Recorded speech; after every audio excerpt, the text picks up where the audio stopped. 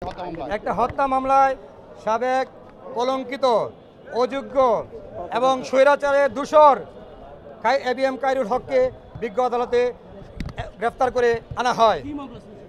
এটা একটা হত্যা মামলা। ওনাকে গ্রেফতার করে আনা হয়।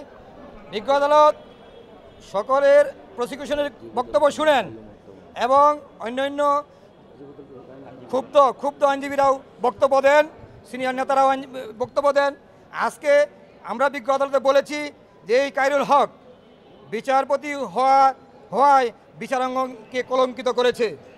আজকে বিচারপতির যে সম্মান মানুষ জনগণ দিত এটা আর দেয় না। ওনার কারণে 17টা বছর উনি বিচারপতির দায়িত্ব পাওয়ার পর উনি নির্বাচন তত্ত্বাবধায়ক সরকারের পদ্ধতি বাতিল করার পর যে অত্যাচার নির্যাতন হয়েছে এবং গুম হত্যা এবং আয়নাগর তৈরি হয়েছে উনার বদলতে হয়েছে। শেখ হাসিনা আজকে স্বৈরাচার হয়েছে উনার কারণে। উনি যদি সহযোগিতা না করতেন শেখ হাসিনা হয়তো স্বৈরাচার হইতে পারত না। বিজ্ঞ আদালতে আমরা এটা বলেছি যে এই হত্যা মামলায় উনি সংশ্লিষ্ট আছে এবং আমরা এটাও বলেছি যে এই এবিএম কাইরুল হক জালিয়াতি করে রায় দিতেন এবং বিভিন্নভাবে রাষ্ট্রদ্রোহী কাজও করতেন। উনি এমন কোনো কাজ করে নাই যা বাকি আছে, পাপ এমন কোনো পাপ করে নাই যে বাকি আছে। বেগম খালেদা জিয়া সাবেক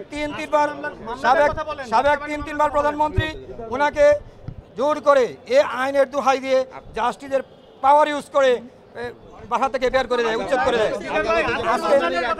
আজকের যে হত্যা মামলা তদন্ত যাত্রাবাড়ি থানার একটা হত্যা মামলায় বিজ্ঞ আদালতে ওনাকে আনেন এবং এটা হলো কায়ুম আহমেদ মামলা, যুবদল নেতা ওনার হত্যাকাণ্ড মামলা ওনাকে নিয়ে আসেন। আমরা রাষ্ট্রপক্ষে শুনানি করি, ওনার পক্ষে কোনো আইনজীবী দাঁড়ায় নাই। উনি এত অপকর্ম করেছে কোনো আইনজীবী ওনার পক্ষে দাঁড়াইতে চায় নাই। উনি নিজে সশরীরে থেকে এই হত্যাকাণ্ড ঘটিয়েছে এবং নির্দেশ দিয়েছে হত্যাকাণ্ড ঘটিয়েছে। এই কারণে বিজ্ঞ আদালতে এজাহারে 44 নম্বর আসামি ওনাকে বিজ্ঞ আদালত জেল হাজতে প্রেরণ করেন।